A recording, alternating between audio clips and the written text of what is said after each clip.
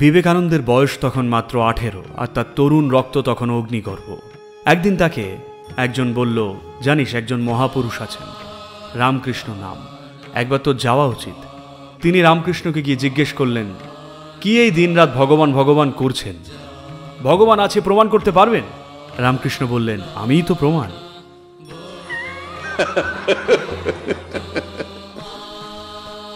উত্তরটা ওনাকে পুরো হতভম্ব করে দিয়েছিল। উনি আশা করেছিলেন সেই সব বিরাট মাথা ঘোরানো বিশ্লেষণে। তারপর তিনি সেই ভুলটা করে ফেললেন। উনি জিজ্ঞেস করলেন, আপনি যা অনুভব করেছেন আমাকে অনুভব করাতে পারবেন? রামকৃষ্ণ শুধু ওনার পা ওনার বুকের ওপর রাখলেন, আর বিবেকানন্দর সেখান থেকে, সেই সমাধি অবস্থা থেকে কয়েক ঘন্টা লেগেছিল বেরোতে। আর তারপর তিনি আর একটাও প্রশ্ন করেননি। তিনি এমন কিছু দেখেছিলেন যা জীবনে কখনো কল্পনাও করেননি।